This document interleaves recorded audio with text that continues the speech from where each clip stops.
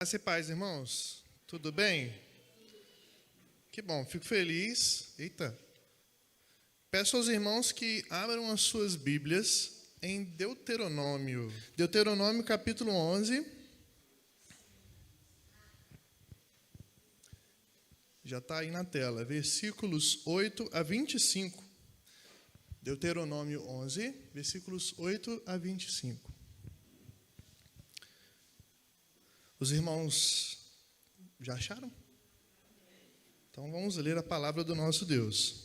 Guardai, pois, todos os mandamentos que hoje vos ordeno, para que sejais fortes e entreis e possuais a terra para onde vos dirigis, para que prolongueis os dias na terra que o Senhor, sob juramento, prometeu dar a vossos pais e a sua descendência, terra que mana leite e mel.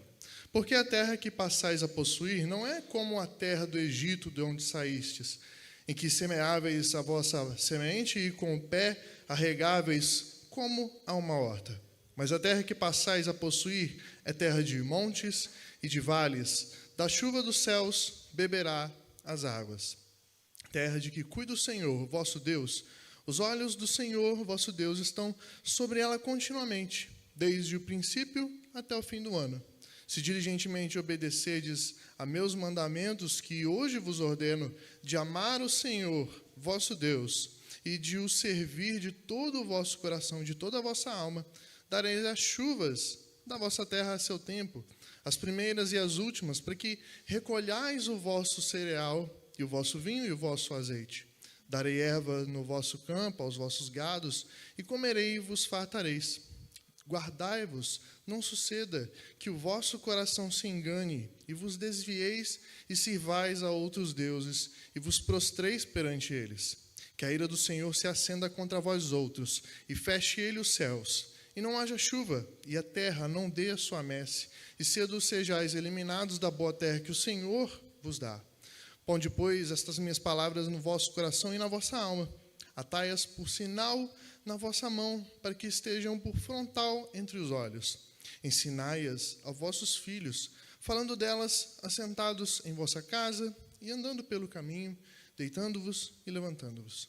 Escrevei-as nos umbrais de vossa casa e nas vossas portas, para que se multipliquem os vossos dias e os dias de vossos filhos na terra que o Senhor, sob juramento, prometeu dar a vossos pais, e sejam tão numerosos como os dias do céu acima da terra.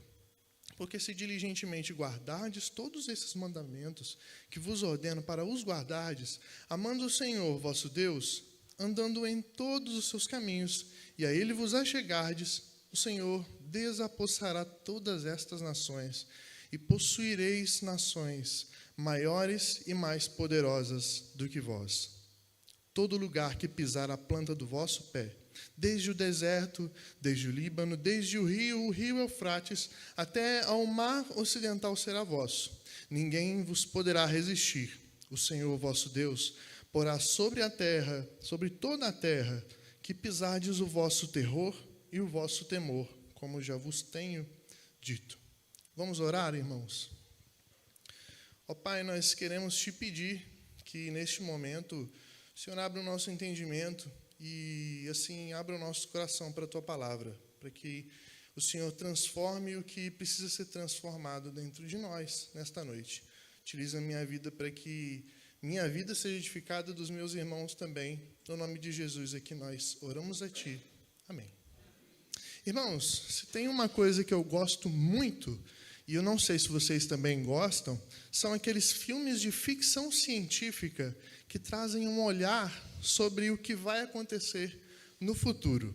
Na sua grande maioria, sempre são filmes nos quais o personagem principal olha para o futuro, conseguindo ver que acontecerá alguma coisa que ele sempre lutou no presente de diversas formas possíveis para não acontecer, ou que acontecerá algo inédito e inesperado que o incomoda, e em decorrência disso ele precisa desesperadamente fazer de tudo no presente para que o futuro que ele viu não venha se concretizar. Um filme que eu gosto muito, que tem essa pegada de olhar para o futuro, e eu não sei se vocês já viram, é o filme No Limite do Amanhã, do Tom Cruise, que é aquele ator das Infinitas Missões Impossíveis, e da Emily Blunt, que é a atriz dos filmes Um Lugar Silencioso, parte 1 e 2.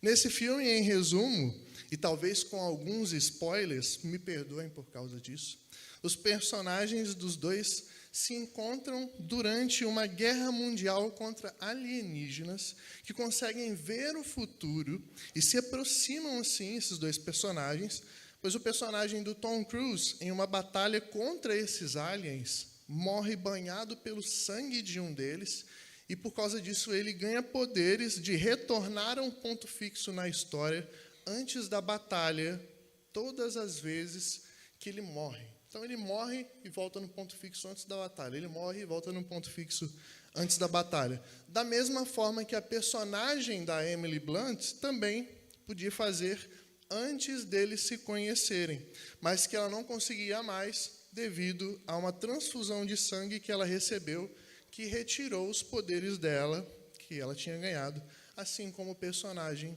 do Tom Cruise. Como só ela acreditava nele no filme, principalmente pois ele ficou aqueles personagens, tipo aqueles personagens sinistros que sabem tudo que vai acontecer de tanto morrer e voltar, inclusive todas as falas, todas as lutas e ações que aconteceriam, ela pede para ele sempre encontrar ela de novo, todas as vezes que ele morresse. Afinal de contas, eles não tinham se conhecido antes desse ponto fixo que ele sempre voltava, para que conseguissem, assim, vencer a guerra com uma possibilidade diferente de ação. Não vou contar mais a história, vocês terão que assistir o filme e me agradecerem depois, tá bom? Mas, às vezes, irmãos, pensando nessa questão de olhar para o futuro, eu fico imaginando como seria o futuro. Como seria o futuro da Quinta Igreja, por exemplo? Eu acho que se eu tivesse essa capacidade ou esse momento de olhar para o futuro, e veria a nossa igreja renovando as gerações. Veria pessoas tão queridas por nós partindo, seja por irem ficar com o nosso Senhor, ou na glória, ou por mudarem para um outro lugar. Por exemplo, alguns irmãos que estavam aqui hoje conosco, a Isabela e o Léo. Creio que veria as nossas crianças já crescidas, algumas delas até no Ministério de Louvor, como o Douglinhas da Rose, que não sei se os irmãos sabem, está tocando violão, tá? Com o mesmo professor que dava aula aqui para a gente, para que ele possa um dia vir tocar junto comigo e provavelmente melhor, que não é muito difícil, né? A Cecília, que tem treinado canto conosco no microfone aqui, sem fio, e, enfim, no futuro cantando com um microfone que sai som. A Isa, que é a baixinha aqui da nossa igreja, tímida, tocando o teclado ali no cantinho, porque, como ela é tímida, tocar o teclado expõe ela menos, ao invés de cantar. Quem sabe? Imagino o ministério de mídias da nossa igreja com as crianças do Eduardo e do Vinícius recebendo do Adilson as instruções de como trabalhar. Desse jeito aí não, é assim que se faz, entendeu? Imagina o pastor Silas, irmãos, um pouquinho mais magro, por causa da academia que a gente sabe que ele está fazendo, e de todas as investidas que a Jusilene também tem dado. Enfim, guardaremos para a gente ver o que acontece, né, irmãos? Depois vocês me falem o que vocês imaginam da Quinta Igreja no futuro, tá bom? Nosso texto de hoje nos traz um olhar para o futuro. E, na verdade, um vislumbre dado por Deus ao povo através das palavras de Moisés, das coisas que os israelitas poderiam esperar do Senhor na vida que teriam em Canaã, a terra prometida que eles estavam prestes a conquistar, como nós vimos no meu último sermão que eu passei aos irmãos há 2 domingos. Um olhar que revelava como seriam seus momentos nessa nova terra, caso fossem assim obedientes, e que também nos revelam fatos únicos da nossa vida futura também. Bom, então, como essa visão do futuro era? Basicamente, ela se divide em 3 pontos, 3 partes. A primeira nos revela que guardar os mandamentos do Senhor nos prepara para vivermos na terra que Ele nos dará. A segunda parte nos revela que o Senhor nos sustentará na mesma medida que o servimos com amor. E enquanto a terceira parte, ou o terceiro ponto, nos revela que firmar a palavra do Senhor em nosso viver com amor nos fortalece e nos transforma em holofotes do poder dele. Então, começando pelo nosso primeiro ponto, nós veremos essa revelação do olhar do futuro com relação aos mandamentos que devemos guardar e que nos prepararão para vivermos na terra que o Senhor nos dará. Nesse longo discurso de Moisés, ele está falando aí com a geração de israelitas, a nova geração de israelitas, sobre vários assuntos, incluindo as más ações da geração anterior, que saiu do Egito com Moisés e Arão. O objetivo é que a nova geração de israelitas, ao entrar na terra de Canaã, seja assim mais fiel e obediente ao Senhor. No texto de hoje, focaremos na parte do discurso em que Moisés explica quais serão as consequências futuras da obediência dessas pessoas. Para o nosso primeiro ponto, analisando dos versículos 8 a 12, vemos Moisés orientando o povo, baseado assim nas palavras ditas por Deus a ele, a guardar os mandamentos que eles estavam recebendo do Senhor, para que assim pudessem caminhar fortalecidos para a conquista da terra prometida. Entretanto, podemos nos perguntarmos, como eles conquistariam a terra das mãos de outros povos, apenas guardando os mandamentos do Senhor? Afinal de contas, guardar o mandamento é uma coisa e lutar por uma terra é outra coisa. Lembrando novamente do meu último sermão, vimos no texto de Deuteronômio 9, 1 a 6, versículos 1 a 6, que eles lutariam sim contra os povos que encontrariam na terra, povos que eram, por sinal, muito maiores que eles e que aos olhos humanos não poderiam ser derrotados. Porém, Deus mostra ao povo um detalhe importantíssimo que também encontramos nessa parte do texto de hoje, que é o fato de que ele garantiria ao povo todo o triunfo que eles teriam. Pensando nesses detalhes, podemos entender que guardar os mandamentos faria deles mais fortes e firmes no fato de que era o Senhor que iria adiante de cada um deles e garantiria, mesmo que através de pessoas fracas e despreparadas para o combate, a vitória e o cumprimento da promessa feita por ele, a geração antiga dos israelitas, como informa o nosso versículo 9 do nosso texto.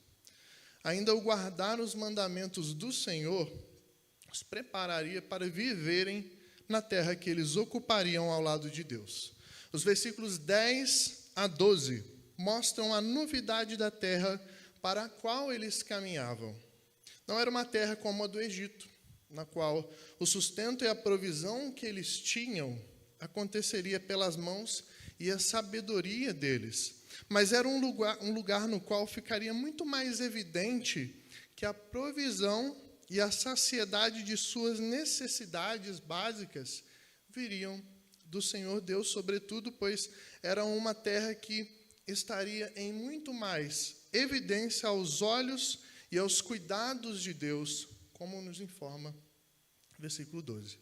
A terra do Egito era um lugar em que a chuva era muito rara. Então, para que as plantações fossem devidamente regadas com água, os egípcios e os israelitas que trabalhavam para eles no período da escravidão precisariam levar a água mais próxima até as plantações. Sendo o rio Nilo a principal fonte de água do Egito, era preciso que os trabalhadores fizessem um sistema de irrigação que levaria a água do rio até as plantações.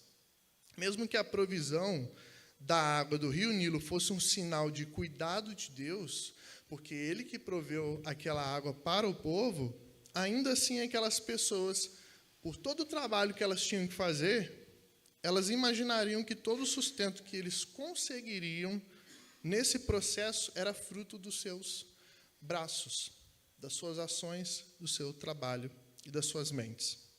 Em Canaã, o acesso que se tinha a um rio como era no Egito, não existia, porque Canaã era um lugar alto de montanhas, sem acesso a um rio que dava água para aquele lugar. Dessa forma, a água que eles teriam para abastecerem suas plantações viria única e exclusivamente dos céus, até porque ninguém sabia fazer poço artesiano também, como informa o texto. Sendo a chuva um sinal muito mais nítido da provisão de Deus para a terra, não só para aquelas pessoas, mas para nós também, hoje em dia, os israelitas, ao guardarem continuamente os mandamentos do Senhor, teriam a compreensão cada vez mais profunda de que era Deus que providenciaria todo o sustento deles a partir do seu rio que viria dos céus para abastecer suas vidas, além do fato de que esse seria também como um sinal da presença de Deus no meio deles, continuamente. Guardar os mandamentos do Senhor nesse contexto todo os capacitaria mais e mais no relacionamento que eles poderiam ter com Deus. E a semelhança do povo de Israel, precisamos guardar os mandamentos do Senhor, primeiramente pelo motivo de que os mandamentos nos fortalecerão a cada dia em nossos enfrentamentos que encontramos no caminho de espera, que nos moldam para a vida eterna com o nosso Senhor. Tenho certeza que, assim como eu, vocês também convivem diariamente com seus pecados, que procuram, assim, dominar os seus corações e as suas ações a todos os momentos. Temos que lidar todos os dias com os pensamentos obscuros que só nós temos, e só Deus e nós sabemos que temos. Temos que lidar com nossas ansiedades, os nossos medos, as nossas incredulidades, que em muitas situações não podem ser tratadas simplesmente pelas técnicas de um psicólogo. Precisamos lidar com nossas impaciências por coisas banais. Precisamos lidar com o nosso julgamento precipitado acerca das pessoas. Precisamos lidar com a maldade do mundo que nos rodeia e tenta sempre nos cutucar para nós mentirmos, para nós acharmos um jeitinho fácil e corrupto de resolvermos os nossos problemas, para levarmos vantagens em cima das outras pessoas. Precisamos lidar com a inveja que muitas vezes nutrimos quando vemos algo bom acontecer com uma pessoa que gostamos e principalmente quando acontece com uma pessoa que nós não gostamos. Precisamos lidar com a nossa preguiça de falarmos e nos achegarmos a Deus. Em resumo, precisamos lidar com muita maldade nossa e também de fora, que sempre procuram nos dominar.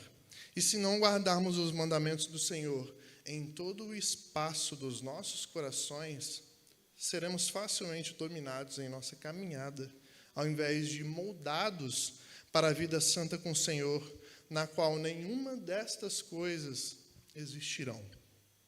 Além disso, como disse anteriormente, guardarmos os mandamentos do Senhor, olhando para a vida eterna, e não conquistá-la, é o que devemos fazer. Nosso acesso a Canaã celeste só pode vir pelas mãos do Senhor, e Ele nos mostra isso, cuidando de nossos dias aqui, providenciando tudo o que precisamos, como seria com o povo de Israel na terra de Canaã também. Através de Jesus, que é o rio de águas vivas, Ele nos chama para que eu e você entregamos os nossos corações a Ele, assim como nossas necessidades, principalmente a de vida eterna e salvação. Mas a verdade é que Ele passa esse rio em nossos corações para sermos saciados dele todos os dias. E olhando para essa passagem, me lembro de um trecho da música Rio de Deus, da Aníbal Soares, que vez ou outra nós cantamos aqui na igreja, poderíamos ter cantado hoje em virtude do sermão, mas eu esqueci disso. Que fala o seguinte, irmãos: Rio de Deus, suba pelos montes, suba pelos morros, trazendo justiça, paz, alegria, manifestando graça, misericórdia. E é esse rio, irmãos, que o Senhor quer passar nos nossos corações para que sejamos saciados.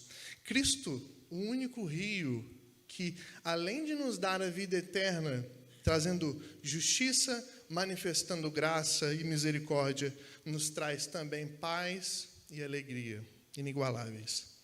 Além disso, seguindo o nosso texto, vemos nesse olhar do futuro que o Senhor nos sustentará na mesma medida que o servirmos com amor, da mesma forma como seria com Israel.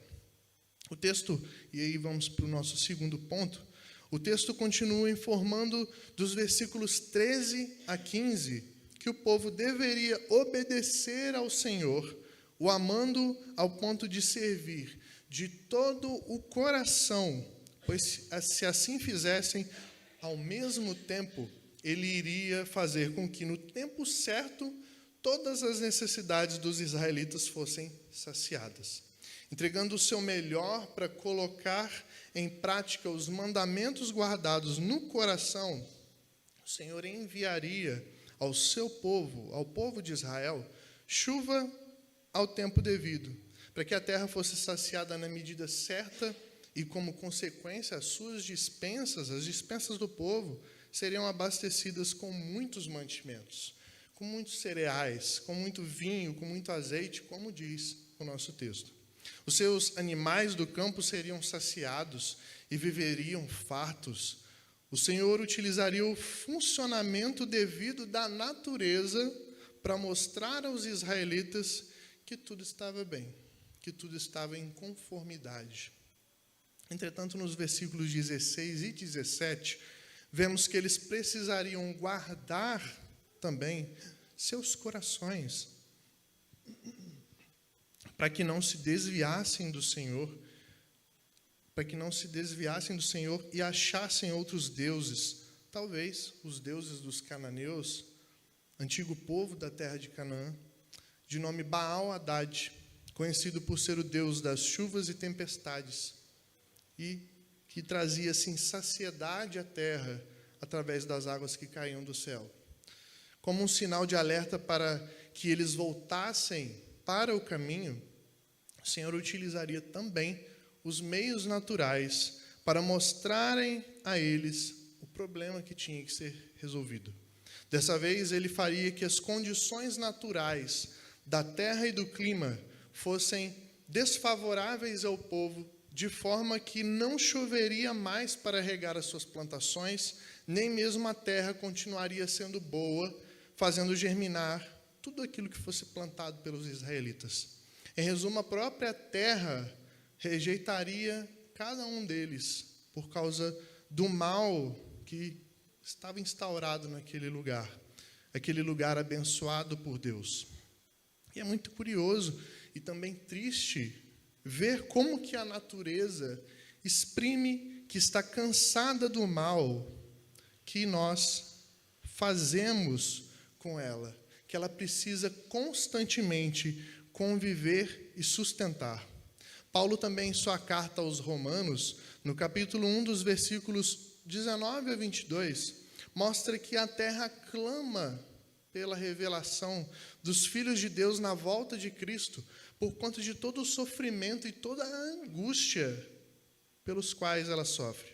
Todo o mal que há na terra por conta do ser humano é sentido por ela como se tivesse diante do melhor torturador do mundo, que não estava torturando ela para conseguir uma informação, mas sim porque ele tem assim prazer na tortura, até que alguém viesse e parasse ele.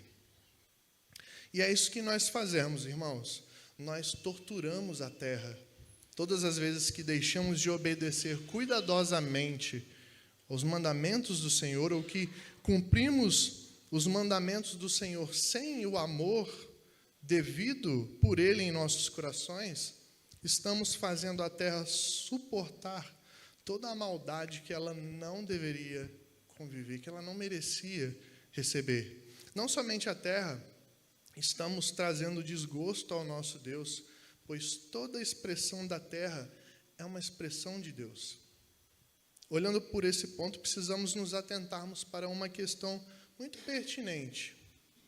Nem todas as coisas que fazemos, ou nem todas as vezes que pecamos, Deus mandará uma catástrofe para acordarmos e voltarmos nossos olhos para Ele, como, por exemplo, foi a catástrofe recente do Rio Grande do Sul. Apesar de que Ele pode fazer isso, porém, todas as vezes que olharmos para esses momentos, esses acontecimentos marcantes que a natureza exprime para cada um de nós, precisamos entender que isso acontece, pois um dia o pecado entrou no mundo, porque um dia um homem deixou com que o pecado entrasse no mundo. E assim, para nos arrependermos e voltarmos os nossos pecados ao nosso Senhor. Nos voltarmos para o Senhor Jesus, que um dia, numa cruz, por sua morte também, exprimida com dor através da terra, que escureceu e tremeu, conquistou por nós não só a vida eterna, mas a capacidade de nos fazer obedecer e servir os seus mandamentos. Traçando um paralelo entre essa dádiva conquistada por Cristo, a salvação, e as bênçãos no momento certo que o povo receberia de Deus, contidas no nosso texto de hoje, que apontam para as bênçãos espirituais que Deus pode nos dar, sejam aqui ou eternamente, precisamos buscar servir ao Senhor com todo o nosso coração e todo o amor, pois assim Ele nos fortalecerá, ao mesmo tempo, para continuarmos a cumprir a sua vontade santa e perfeita. Porém, caso escolhamos servir mais nossos pecados sem arrependimento e busca por mudança, seremos entregues a Ele e será o sinal de que não temos o relacionamento com o Senhor. Seremos entregues aos nossos pecados, seremos entregues às nossas falhas, à nossa corrupção. Por isso, cuidado, irmãos, cuidado. Não só a natureza nos mostra indícios das nossas ações más, mas nós mesmos fazemos isso por conta própria, bem evidente aos nossos olhos. Se nós temos deixado de meditar e orar com constância pela palavra do Senhor, tomemos cuidado. Se nós temos banalizado o culto a Deus por qualquer coisa besta, acordemos. Se nós temos banalizado o nosso coração em se dispor a servir a Deus, e na primeira oportunidade de servir ao Senhor, nós fugimos da responsabilidade ou agimos com preguiça, tenhamos cuidado. Se nós abrimos as nossas bocas ou se nós nunca abrirmos as nossas bocas para pregar o Evangelho para uma pessoa do seu convívio ou do meu convívio, se nós deixamos de fazer isso, mesmo sabendo que essa pessoa está indo para o inferno, porque nós não importamos com isso, cuidado. Mas o olhar para o futuro trazido pelo nosso texto nos mostra ainda um terceiro aspecto, o de firmar a palavra do Senhor em nosso viver, com amor, porque nos fortalecerá e nos transformará em holofotes do poder do Senhor. Prosseguindo para as palavras finais do nosso texto de hoje, dos versículos 18 a 20, vemos que a última ordenança do Senhor convoca os israelitas a colocarem em suas almas as palavras do Pai. Mas como é que eles iriam fazer isso? Colocar as palavras do Pai em seus corações. Simples, envolvendo-as no contexto de vida de cada um deles. Inicialmente, o versículo 18 informa a ordem de que as palavras do Senhor fossem colocadas, amarradas às suas mãos e presas às suas testas. Em seguida, vemos no versículo 19 que elas deveriam ser ensinadas aos filhos, fosse nos momentos do convívio familiar, como também andando no caminho, nas atividades diárias e no decorrer das suas vidas. Finalmente, no versículo 20, temos a ordem de que as palavras fossem colocadas nos umbrais das portas das casas de cada israelita, na parte de cima da porta da casa de cada um e na parte também interna, nas portas internas. Mesmo que talvez os israelitas devessem considerar essas ordenanças de Deus de uma forma literal, realmente amarrando em suas mãos e nas suas testas, na porta, todas essas palavras, como vemos os judeus fazendo até hoje, e desnecessariamente, amarrando as palavras das leis nas suas mãos e nas suas testas com caixinhas e colocando rolos de pergaminho da lei em cima das suas portas, o mezuzá que nós conhecemos. Com certeza Deus gostaria que eles, ao cumprirem essas ordenanças, entendessem que precisariam manter, na verdade, as palavras dele, tanto em suas ações de todos os momentos, de forma que conseguissem sempre observar constantemente o que estavam fazendo, e se suas ações eram agradáveis ao Senhor ou não, assim como também alicerçando seus lares nessas palavras. Compreendendo toda essa mensagem do Senhor e colocando-a em prática, eles manteriam não só suas vidas na terra que herdariam do Senhor, mas também a de seus filhos e das gerações posteriores dos seus filhos, como descreve o versículo 21. Entretanto, eles não poderiam esquecer que, antes de tudo, aconteceria um cumprimento da promessa do Senhor através desses acontecimentos. E esse ponto é importantíssimo para esse texto. Importantíssimo porque, quando olhamos os versículos 24, de 22 a 24, entendemos que, ao firmarem as palavras do Senhor em seu viver, obedecendo e se achegando a Ele, os israelitas seriam cada vez mais fortalecidos no Senhor, ao ponto de conquistarem mais território e derrotarem mais povos inimigos, além de que em tudo isso eles, em especial, seriam transformados em holofotes que propagavam a glória e o poder de Deus, onde quer que eles fossem, espalhando assim o terror e o temor entre os povos. Irmãos, Deus também pode nos fortalecer e moldar nossa obediência. Seguindo a sequência do nosso texto, envolvendo as palavras do nosso Deus em nosso viver, que Ele transformará nosso caminhar diante dEle. Seja intencional ao praticar as ordenanças do Senhor e, sobretudo, analise as suas ações constantemente. Mantenha elas bem nítidas diante dos seus olhos, para que você possa saber discernir as suas ações, se elas são boas ou se elas são ruins. Não permitamos, irmãos, que nossas casas e nossos filhos sejam desenvolvidos sem a nutrição da palavra do Senhor. A responsabilidade de firmar nossos lares e nossos filhos no Senhor são completamente nossas. Não sejamos como muitos pais que acreditam que 1 hora por semana na igreja será suficiente para fazer seu filho crescer firme na fé. Pensemos novamente que as bênçãos que o povo israelita receberia na terra de Canaã apontam para as bênçãos espirituais de hoje e da eternidade. E de forma a pensar nisso, então, se investirmos em nossas casas hoje, pelos meios que temos de firmar nossos lares e nossas famílias no Senhor, através do culto doméstico, das devocionais juntos, da educação que damos para os nossos filhos, pelo exemplo de nossas ações em casa, é bem provável que nós poderemos dizer, não só agora, mas futuramente, que eu e minha casa servimos ao Senhor. Não porque as nossas ações de investimento irão fazer nossas crianças, maridos ou esposas, pessoas crentes e resgatadas pelo Senhor, mas sim pelo poder de Deus, que utiliza ainda mais esse meio para cumprir a sua vontade e a sua palavra. É através da obediência, irmãos, que o Senhor trabalha no nosso lar.